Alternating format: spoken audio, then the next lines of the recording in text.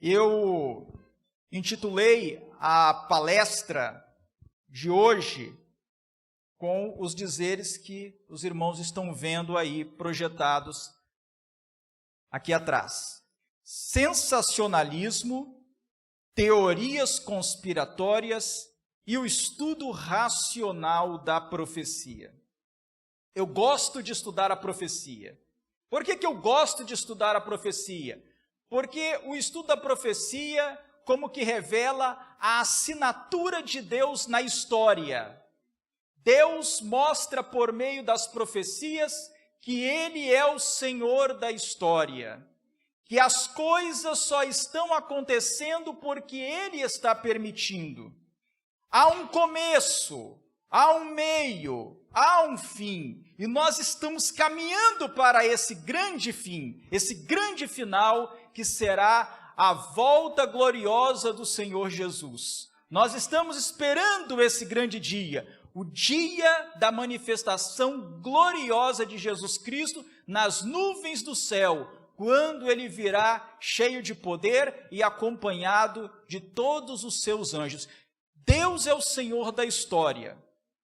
Na história, Ele dá a sua assinatura por meio das profecias, porque Ele já tinha anunciado antes o que haveria de acontecer. Porém, irmãos, em meio ao estudo das profecias,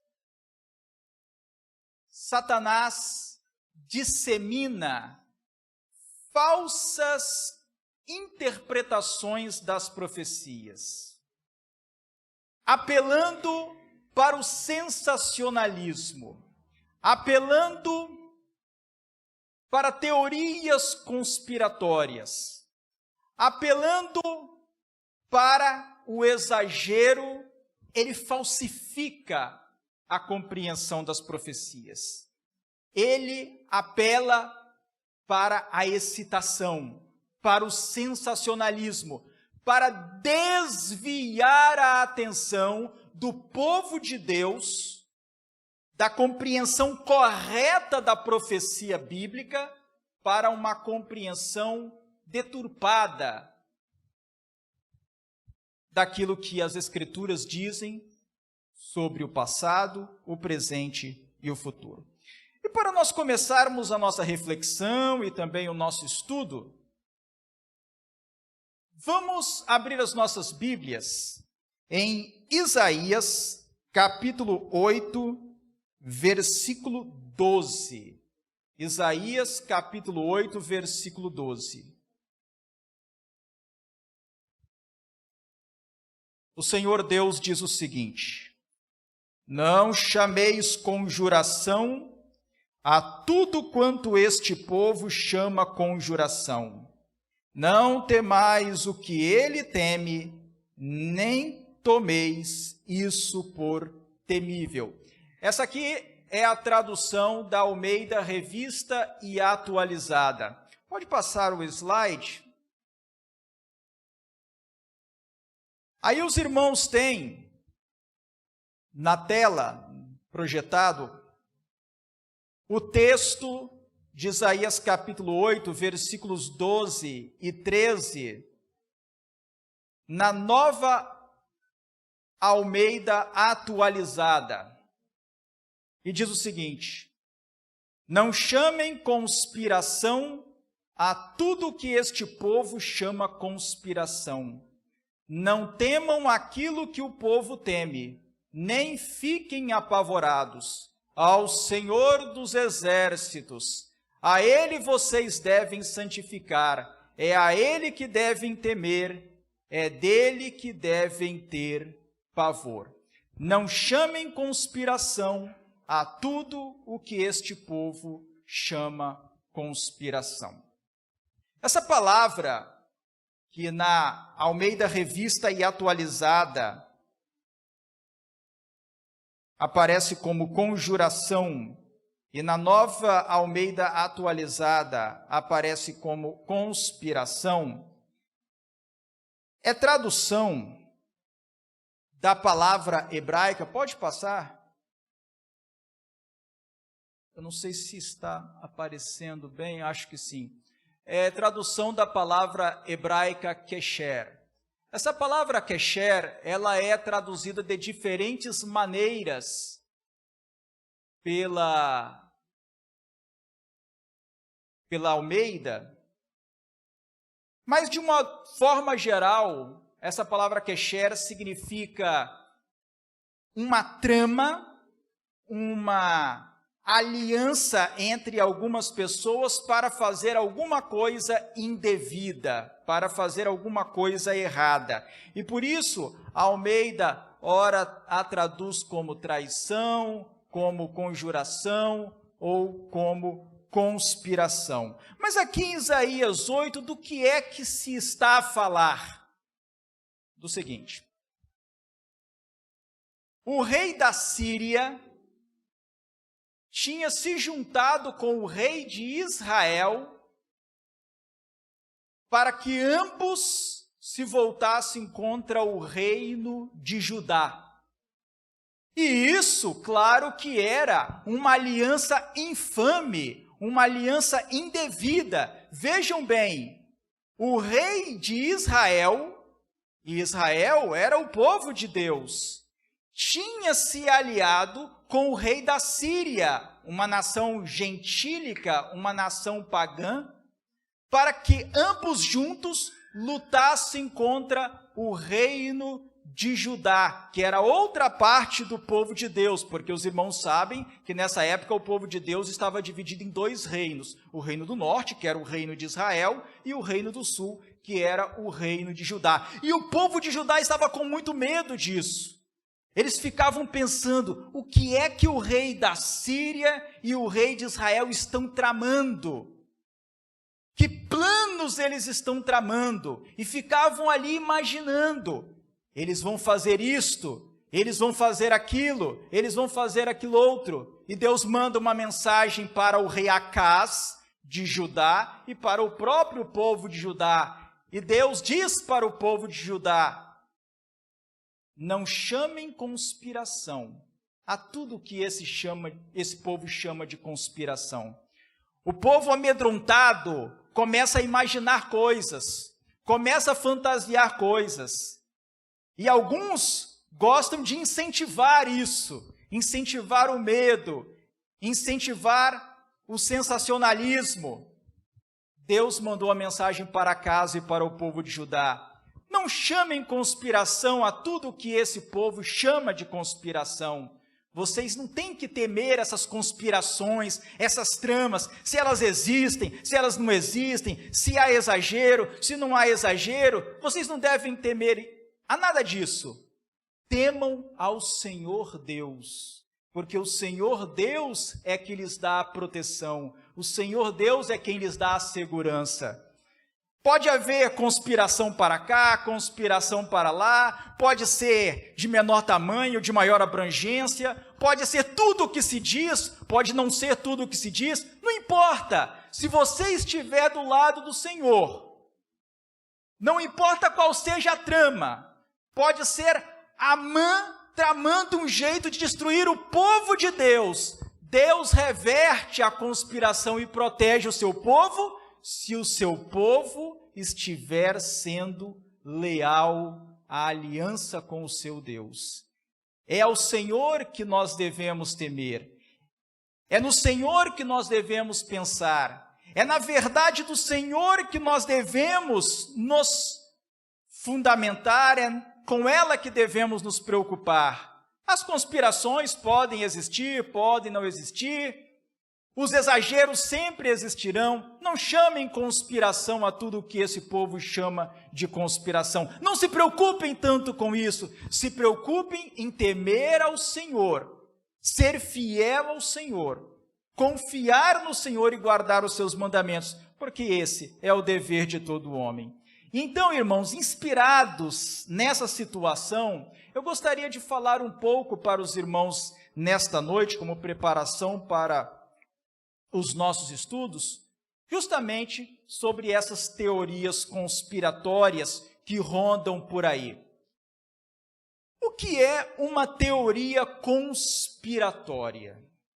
E que diferença existe entre o estudo sério das Escrituras e o estudo sensacionalista que é fundado numa teoria da conspiração? Existe uma grande diferença entre o estudo sério das Escrituras, aquele estudo que é pautado pelo que a Bíblia realmente diz, e um estudo sensacionalista das Escrituras, que é fundado em teorias conspiratórias. Mas qual é a diferença entre esses dois tipos de estudo da Bíblia?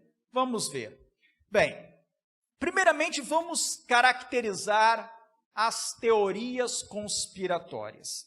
Irmãos, em primeiro lugar, antes de até avançar aí para as características, eu quero dizer o seguinte: eu não estou aqui dizendo que não existam conspirações.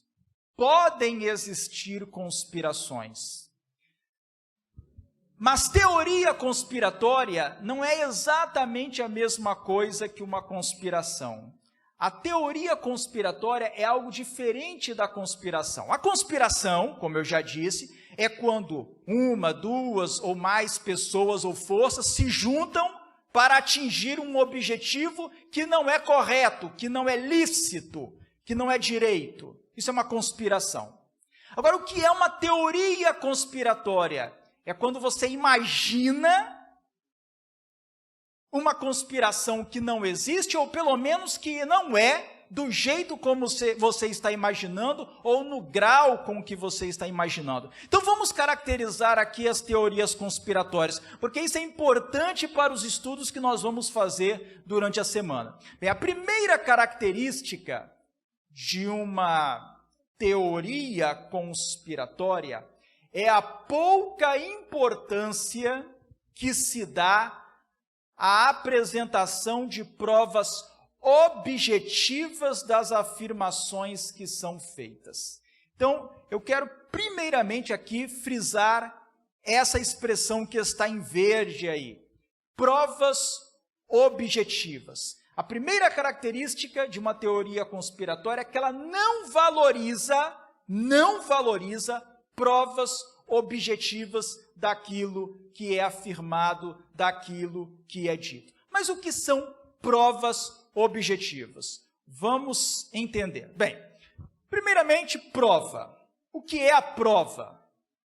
Prova é todo elemento, como vocês estão vendo aí, que permite gerar convicção no espírito daquele que recebe uma informação e avalia sua procedência.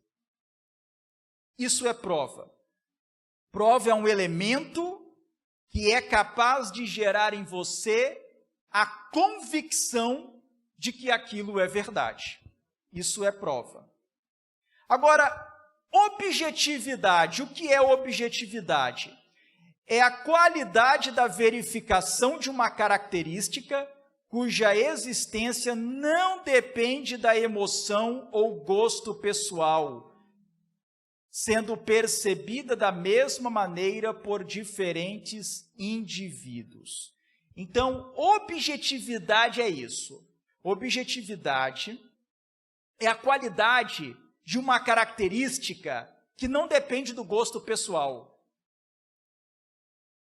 Se eu perguntar para os irmãos, o que é isso? É o microfone. Depende do meu gosto? Depende do gosto dos irmãos? Depende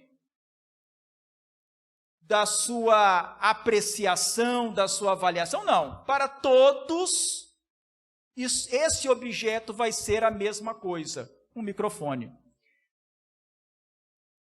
Objetividade é essa qualidade da característica que não depende do gosto pessoal. Então, o que são provas objetivas? São elementos capazes de gerar convicção na mente de uma pessoa, sem depender do gosto dela, sem depender de qualquer avaliação subjetiva dela. Ela vai avaliar e vai chegar a uma conclusão. O outro vai avaliar e vai chegar à mesma conclusão. prova objetiva. Elemento que gera convicção e que não depende do gosto pessoal. Irmão, volte só para eu ressaltar o que está na base do slide. Então, provas objetivas são aquelas que dizem respeito apenas a fatos, realidade concreta. Provas objetivas dizem respeito a fatos. O que aconteceu, o que não aconteceu, o que é e o que não é.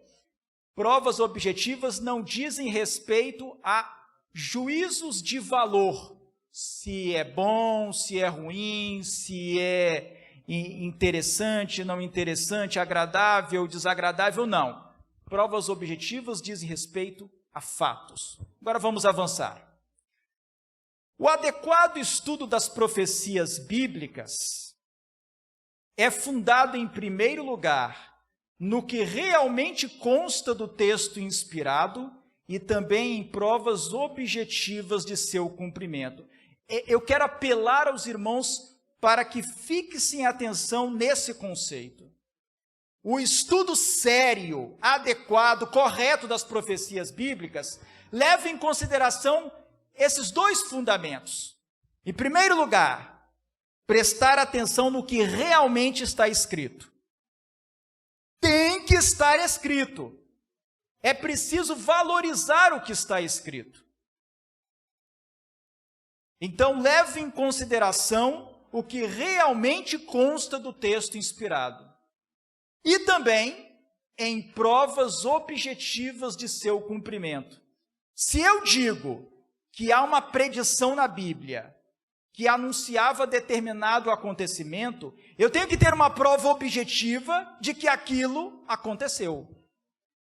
Não posso inventar, não posso imaginar, tem que haver a prova objetiva, aquela que convence o irmão, aquela que convence a irmã, aquela que convence qualquer um, porque diz respeito a fatos.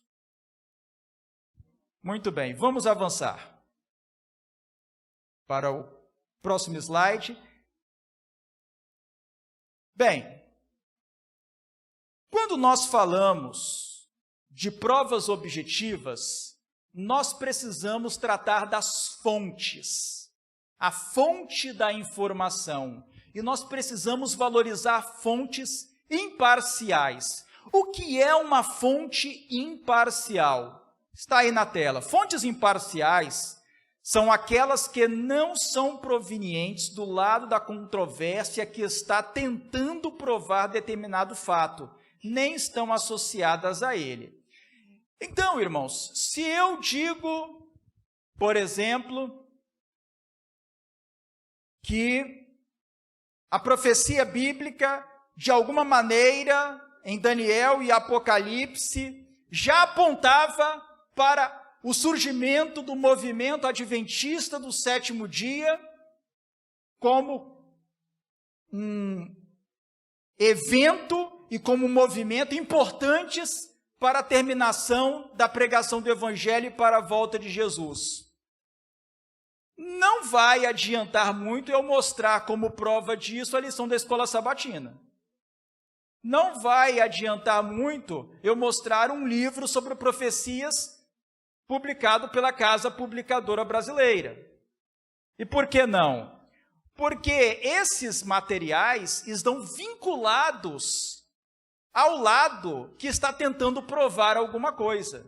Se eu quero provar, eu tenho que usar uma fonte imparcial. E a fonte imparcial será ou proveniente do lado oposto da controvérsia, ou vai ser proveniente de uma fonte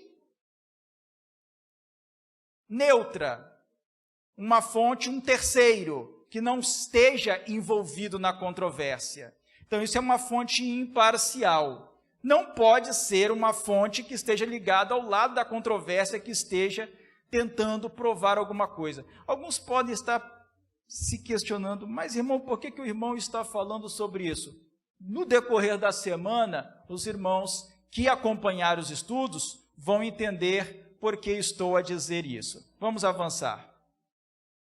Na teoria conspiratória, frequentemente usam-se documentos provenientes de fontes não isentas e sensacionalistas, isto é, fontes cujo objetivo já seja detratar um lado da controvérsia, um dos lados da controvérsia, e ainda promover a excitação em torno do assunto. Nas teorias conspiratórias, isso frequentemente acontece. A fonte da informação que se usa não é uma fonte isenta, não é uma fonte imparcial, é uma fonte que está ligada a um dos lados da controvérsia e é de natureza claramente sensacionalista. Pode avançar. Então, de que modo uma teoria conspiratória usa documentos verdadeiros e isentos? Pode acontecer? Pode. Olhem só, pode acontecer. Um palestrante, um conhecido de vocês, um youtuber que promove teorias conspiratórias, ele até pode se valer de documentos verdadeiros e isentos. Algumas vezes, eles também lançam mão de documentos verdadeiros e isentos. Mas de que modo eles fazem isso? Da maneira como eu coloquei aí na tela. Em primeiro lugar, a teoria conspiratória extrai do documento mais do que ele realmente oferece. Muitas vezes, o proponente da teoria conspiratória usa um documento que é imparcial, que é verdadeiro, que é isento, mas o que ele faz? Ele extrai do documento mais do que o documento está dizendo. E aí é preciso que os irmãos prestem atenção.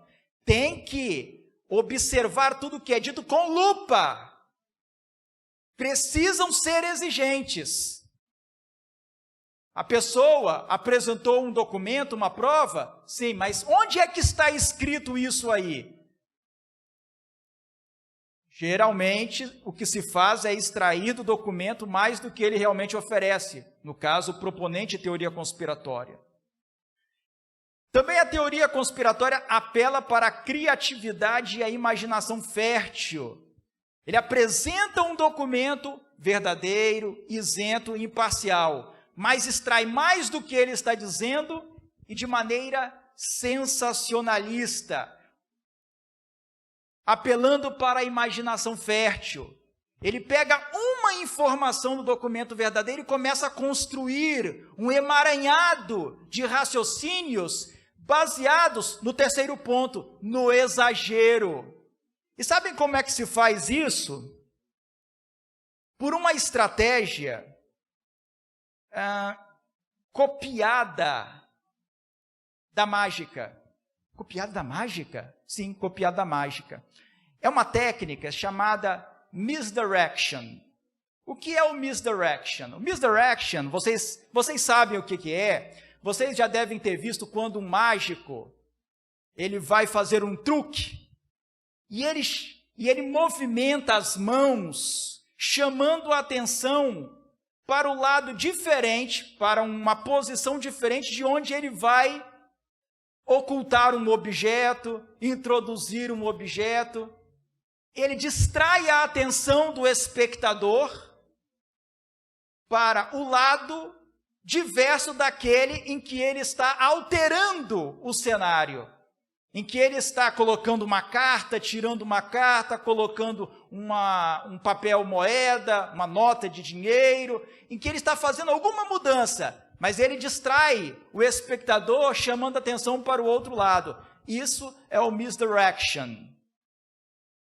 Os youtubers, palestrantes, pregadores ou pessoas por aí afora que são dadas às teorias conspiratórias fazem a mesma coisa. Muitas vezes elas usam um documento verdadeiro, mas o documento não diz nada daquilo que ele está dizendo que diz.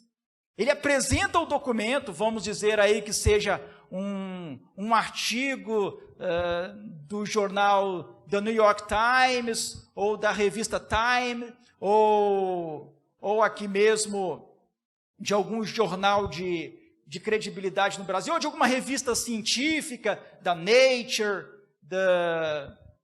no Scientist. Então, ele lança mão de diferentes documentos, mas o documento não fala aquilo que ele está dizendo que o documento diz. Ele lê um trecho, que nem diz lá algo tão espetacular assim, pega uma informação e daqui a pouco ele vai desenvolvendo, aí ele já pula para outro documento e depois já pula para outro, e você fica com a impressão de que ele provou. Você fica com a impressão de que ele provou o que ele está dizendo. Mas, na verdade, ele fez o misdirection. Ele distraiu o espectador. A pessoa vê ali, olha, ele citou a Nature. Ele citou um documento da Universidade de Cambridge, de Oxford, de Harvard. Então, é verdade mesmo o que ele está dizendo. Só que a pessoa não percebeu que naquelas fontes citadas não se dizia nada do que ele estava a propagar, a ensinar. É o misdirection argumentativo, retórico. Nas teorias conspiratórias se faz muito isso. E as pessoas acreditam e vão sendo levadas no embalo daquele discurso, no embalo daquela falsa argumentação. Vamos avançar. Além disso, nas teorias conspiratórias de cunho religioso, a interpretação de textos da Bíblia é caracterizado pelo elevado grau de subjetividade. Bom, eu não sei o que é isso, elevado grau de subjetividade. Depende da sua criatividade. Você lê um texto e você imagina, e você joga para dentro do texto a sua criatividade, a sua fantasia, o seu sentimento, coisas que não estão no texto. Na teoria conspiratória, o estudo da Bíblia é baseado no elevado grau de subjetividade e no emocionalismo, no sensacionalismo. Vamos avançar. Mas como se precaver, então, de teorias conspiratórias, pensando aí nessa primeira característica? Lembrando, a primeira característica é que a teoria conspiratória não valoriza provas objetivas. Como se precaver? Eu coloquei aí para os irmãos. O indivíduo, o estudante, o espectador, aquele que está assistindo a palestra, assistindo ao vídeo, lendo a matéria, deve verificar, em primeiro lugar, se o documento realmente existe. Não creiam simplesmente porque a pessoa projetou aqui na tela, pronto, o documento existe. Não, anotem. Chegou uma folha, um papel, mensagens de WhatsApp, Facebook, chegam aquelas mensagens, e aí citam fontes, verifiquem as fontes. Muitas vezes, irmãos, chegam a falsificar textos do Espírito de profecia. Você lê, isso aqui foi a irmã White quem disse, que ela que escreveu. E aí um passa para outro, que passa para outro, que passa para outro. Aí quando você vai buscar, o texto não existe. Isso já aconteceu comigo, não de eu disseminar. Eu recebi um texto e acreditava que aquele texto fosse autêntico. Durante alguns anos acreditei. Aí eu fui procurar. Na época era um pouco mais difícil de procurar, procurando naquele... Eu não sei se os irmãos chegaram a conhecer o CD-ROM do Espírito de Profecia, que tinha todos os livros disponíveis em português. Procurei lá e nada. Aí eu fui ao NASP. Fui ao NASP, ao Centro White, conversei com o pessoal do Centro White. Eles têm... Lá, o Centro White do Brasil só tem alguns poucos manuscritos originais, mas eles têm as cópias dos manuscritos. Aí me permitiram que eu vasculhasse lá, e vasculhando, mas não é possível. O acervo de vocês deve estar em falta, não é possível. Existe essa informação e eu não estava achando. Não encontrava. Aí eu fui pesquisar, a tecnologia já tinha avançado mais, e fui pesquisar, posteriormente, no site do White State. Nas minhas pesquisas originais, o site do White State não era tão bom ainda. Fui pesquisar, aí encontrei lá já um aviso do White State dizendo, olha, tal texto não existe, ele é uma invenção. Falsificaram textos, e falsificaram vários textos do Espírito de Profecia. Não nos livros que são publicados da Casa Publicadora Brasileira, não. São textos que rodam a internet, não são textos que estão nos livros publicados. Então, em primeiro lugar, verifique se o documento realmente existe. A citação da revista tal existe? Verifique. Em segundo lugar, verifique se a fonte é imparcial. O documento pode existir, mas a fonte pode não ser nada imparcial. Pode ser, pelo contrário, uma fonte totalmente parcial. E, no caso de algumas mensagens que rodam pela internet, alguns palestrantes por aí, quando você vai ver as fontes de que ele se serve, a base, você percebe que são várias fontes parciais. Ou seja, são autores que já queriam provar a mesma coisa que o palestrante está querendo provar. Não serve. É a mesma coisa que eu conversar com uma pessoa da Igreja Batista, da Igreja Assembleia de Deus, para provar que o sábado continua em vigência e usar um livro da irmã White. Não adianta. Não serve. Porque, embora nós aqui creiamos que o Espírito de Profecia é autêntico, que a senhora White recebeu o verdadeiro dom de profecia, essa fonte, ela convence a nós, porque nós cremos no dom profético, mas aos outros não convence. Então, nós precisamos verificar se a fonte é imparcial. Terceira advertência, ou terceiro passo aí que se pode dar para se precaver de teorias conspiratórias. Verifique se foi extraído do documento apenas aquilo que dele consta, sem que tenha havido interpretação criativa e imaginativa. É algo de que já falei. Muitas vezes a fonte até é verdadeira, mas a pessoa lê algo e extrai daquele algo outras coisas que não são aquilo que realmente está escrito. Vamos avançar. Agora, segunda característica das teorias conspiratórias. A primeira é que não valoriza provas objetivas daquilo que se diz. Não dá valor para provas objetivas. A segunda é que faz uso de testemunhos de terceiros que raras vezes são passíveis de verificação. Não entendi. O que é isso? Vou explicar. Você conversa com a pessoa e ela diz que tal situação aconteceu, que tal evento ocorreu, que algo está acontecendo, e ela diz assim, olhe, o fulano, que é amigo de Beltrano, que trabalha na empresa tal, ouviu o outro fulano falar assim e assim. Frequentemente se faz isso. O testemunho de terceiro, que raramente é passível de verificação. Você se vale da palavra de outro. Você mesmo não viu nada, mas você diz que o outro viu ou ouviu. Na verdade, ele ouviu de outro também. E assim vai numa sucessão. Aí, quando você consegue chegar à pessoa que é mencionada, a coisa muda de situação. Aí a pessoa fala, não, ele deve ter interpretado mal, ele deve ter entendido mal. Eu mesmo não vi nada não, mas tal pessoa disse isso.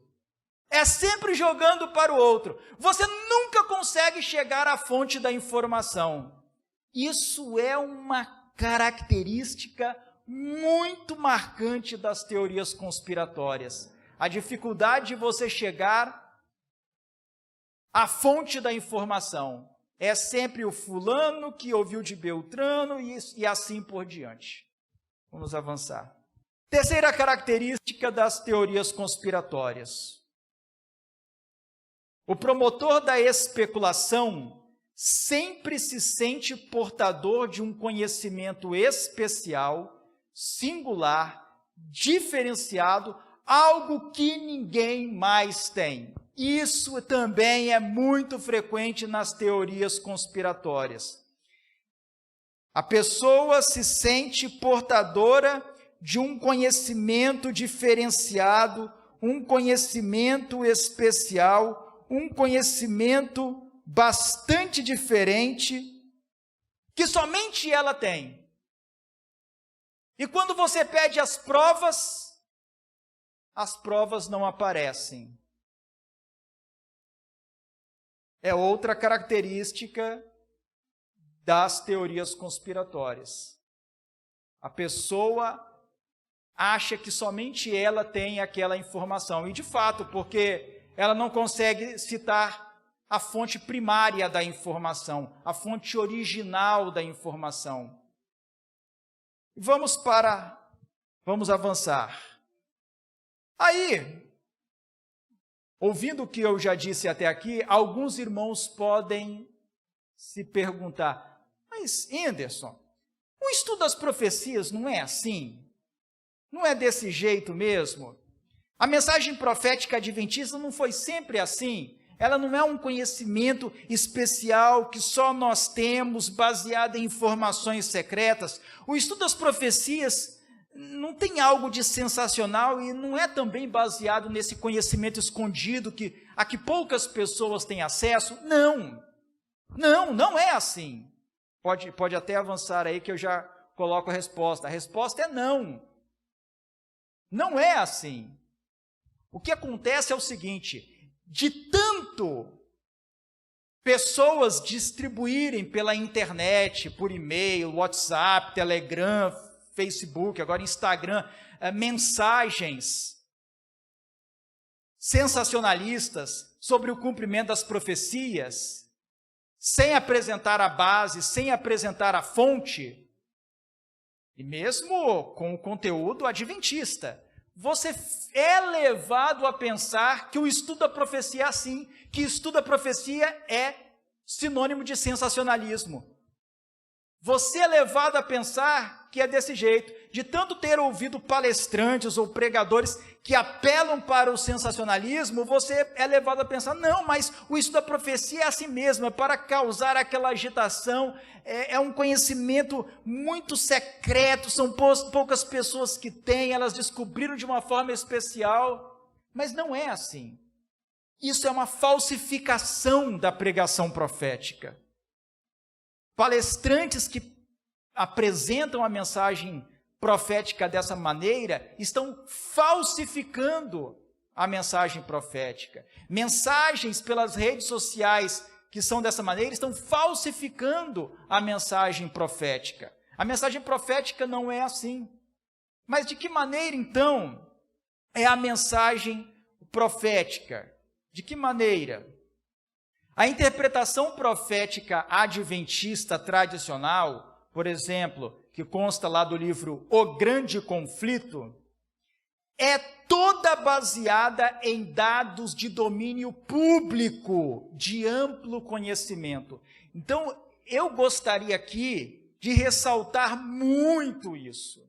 O estudo sério, verdadeiro das profecias, não é um estudo secreto, baseado numa informação que só eu tenho, vocês têm que acreditar em mim. Não é assim. O estudo sério, verdadeiro, adequado da profecia, como aparece no livro Grande Conflito, é baseado em dados de domínio público. O que é isso, Anderson? Dados de domínio público? Dados de amplo conhecimento. Se você no passado fosse verificar, hoje não se utiliza mais muito, mas no passado sim, a enciclopédia Mirador, a enciclopédia Barça, esses dados estariam lá.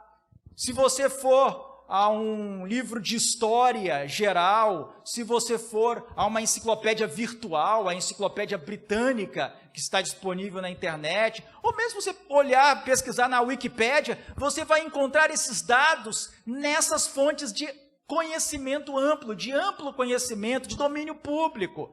Não é uma informação sigilosa, não. O pregador tal falou porque ele conversou com uma pessoa que é lá dentro daquela empresa, que estava lá dentro daquela igreja. Mentira! Mentira! O estudo da profecia não é assim.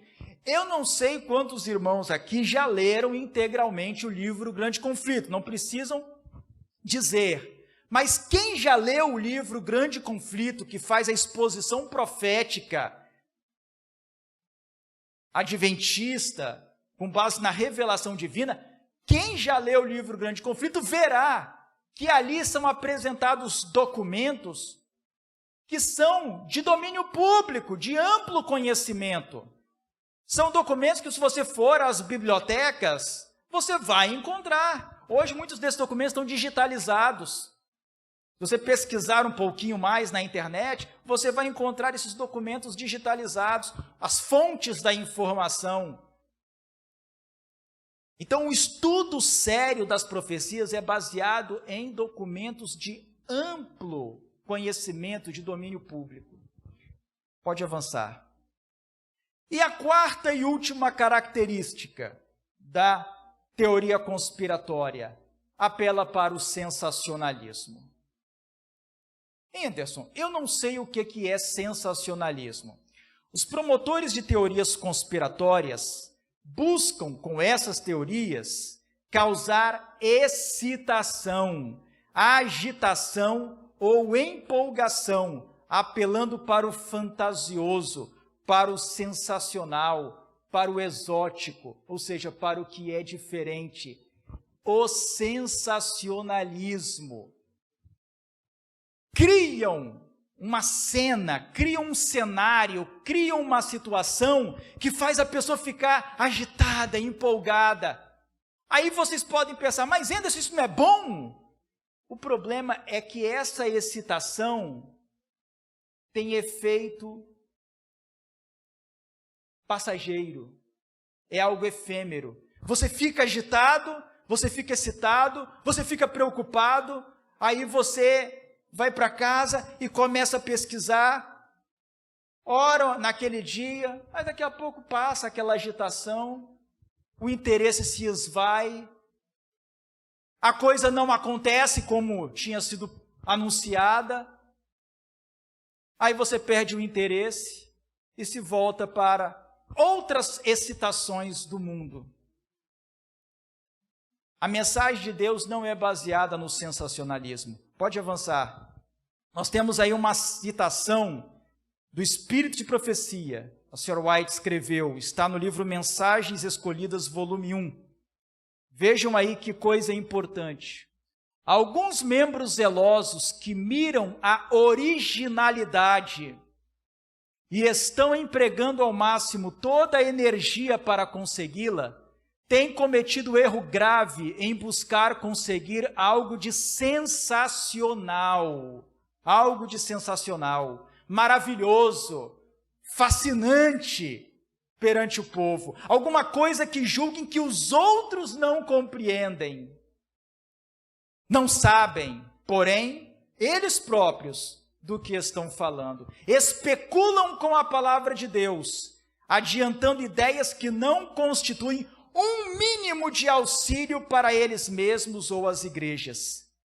Pelo momento, podem estimular a imaginação, mas há uma reação, e essas próprias ideias se tornam um obstáculo. A fé é confundida com a fantasia, e seus pontos de vista podem inclinar o espírito numa direção errônea. Pode avançar. E ela diz, sejam as positivas, simples declarações da palavra de Deus, alimento para o espírito. Esta especulação acerca de ideias que não são claramente aí apresentadas é coisa perigosa, diz a Sra. White no fluxo do mesmo texto, é a advertência do Espírito de Profecia. Aí, irmãos, alguém pode me pedir, mas Anderson, você tem um exemplo de alguma coisa, alguma situação em que haja agitação, sensacionalismo, imaginação fértil? Eu tenho um exemplo, vou dar somente um exemplo. Eu poderia dar muitos exemplos, muitos, mas eu vou me abster, por sabedoria, de dar alguns exemplos para não desviar a atenção dos irmãos para assuntos do momento, porque existe muita especulação por aí afora. Eu não quero desviar a atenção dos irmãos para esses assuntos que estão excitando as mentes de muitos. Eu vou dar um exemplo que vai ser mais neutro. Vejam bem, alguns dos nossos irmãos dizem o seguinte, falando do decreto dominical e da crise vindoura. Essa crise econômica que começou em 2008, essa crise econômica, ela abalou os Estados Unidos. E isso vai agora levar ao cumprimento da profecia, ao decreto dominical, à perseguição. Por quê? Até aí, eu até não faria objeção, mas aí eles complementam. Porque com essa crise, os Estados Unidos estão sem dinheiro. Dizem eles, não eu, não sou eu que estou falando. Os que apelam para teorias conspiratórias. Os Estados Unidos estão precisando de dinheiro. E aí que o Vaticano vai emprestar dinheiro para os Estados Unidos. Irmãos, isso não faz o menor sentido. Isso não faz o menor sentido. A receita, só para os irmãos entenderem, a receita do governo federal americano em 2019 foi de 3,5 trilhões de dólares. A receita do governo americano em 2019, só para compararmos, foi de 3 trilhões de dólares e meio. Em 2019, a receita da Santa Sé foi de 260 milhões de dólares. Não faz o menor sentido a Santa Sé emprestar dinheiro para os Estados Unidos. A Santa Sé quebraria, não teria condições de fazer uma coisa assim. Não, irmão, mas o irmão não está percebendo o engano. Eu estou percebendo o engano, mas não é por aí que a profecia vai se cumprir. As pessoas criam uma imagem totalmente distorcida das profecias. Eu não sei hoje em dia como tem sido, mas lá nos anos 90 até os anos 2000, o que circulava na igreja de cartas com o conteúdo do decreto dominical, já está na gaveta do Papa. Só falta ele assinar. Irmãos, tudo mentira. Tudo mentira. Em primeiro lugar, porque a profecia não fala nada disso. A profecia não fala nada disso? Não fala nada disso. Mas eu sempre ouvi falar que vai sair o decreto dominical, que o Papa vai assinar o decreto dominical. Não. O que ocorre é que, possivelmente, aliás, certamente, se você pensa assim, é porque você não entendeu ainda a mensagem profética da Igreja Adventista, nunca leu o livro Grande Conflito, não entende ainda o cenário profético. Vou dar uma prova disso. Pode mudar o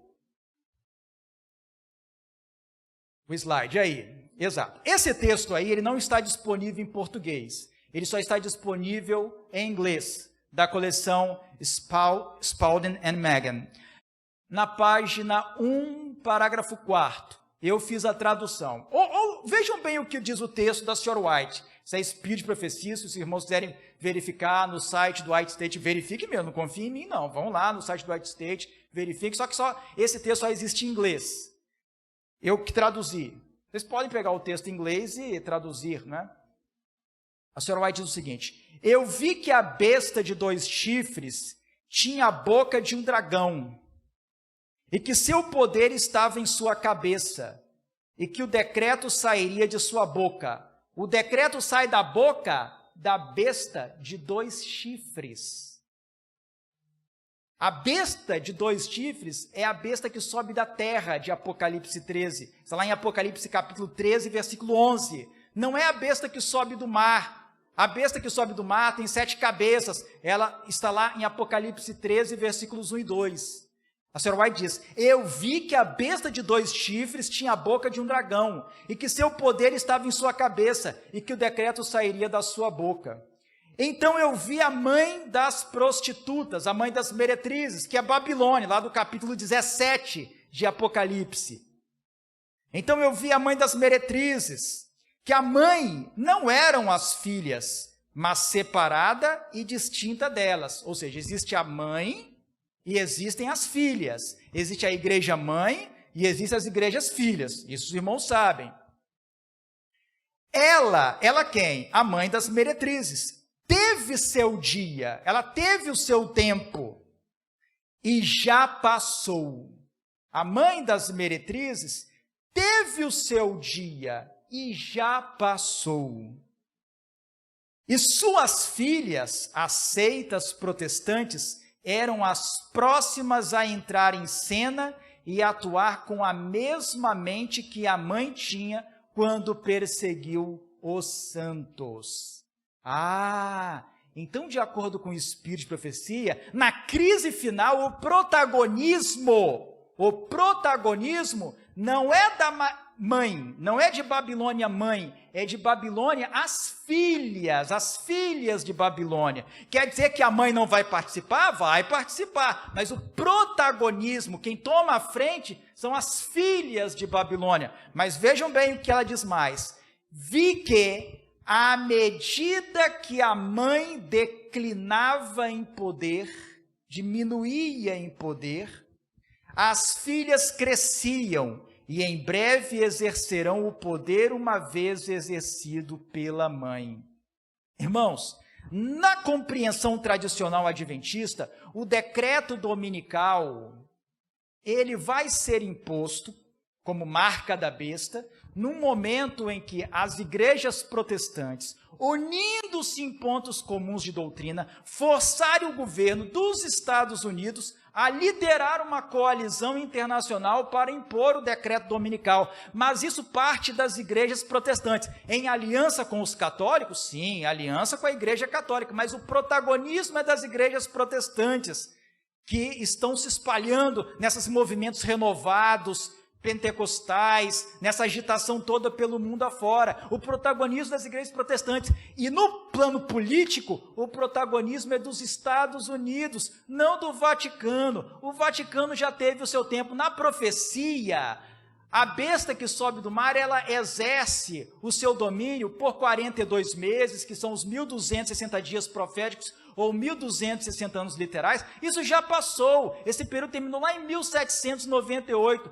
o domínio católico romano já passou. O que vai acontecer é a imagem da besta, ou seja, a cópia do que aconteceu, a cópia do passado, mas a cópia do passado é no meio protestante, em aliança com os católicos, sim, em aliança com os católicos, mas o protagonismo é dos protestantes, no plano religioso, e dos Estados Unidos no plano político. Então esse negócio de, o Papa já está na gaveta do Papa, já está lá. Eu até trouxe, infelizmente eu esqueci de trazer aqui para a igreja, uma das cartinhas, eu guardo, que eu recebi lá nos anos 90, um arcebispo dizendo que já estava prestes a ser assinado, e quando as pessoas recebiam aquilo, gente, olha só que era uma agitação de momento.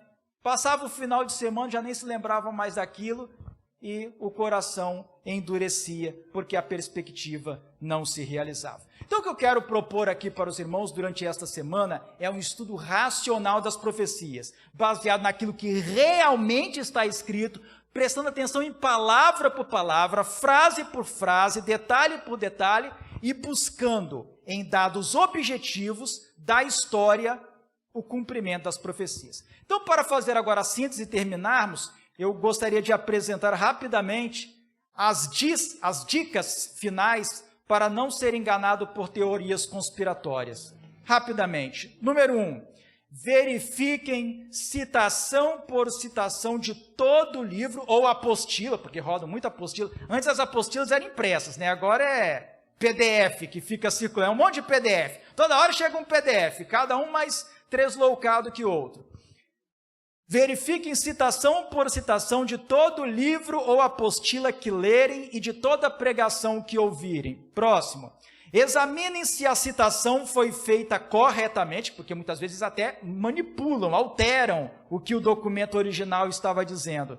E se seu autor é isento e tem credibilidade. Próximo. Observem se tudo que o livro ou palestrante querem provar com a citação consta realmente dela ou se ele está extraindo mais do que o texto citado oferece. Próximo. Avaliem cuidadosamente se a aplicação das Escrituras feita pelo livro, pela apostila ou pelo palestrante tem amparo no contexto imediato ou mediato e se não contradiz outras declarações da própria Bíblia. Porque muitas vezes a pessoa pode pegar um texto que está falando A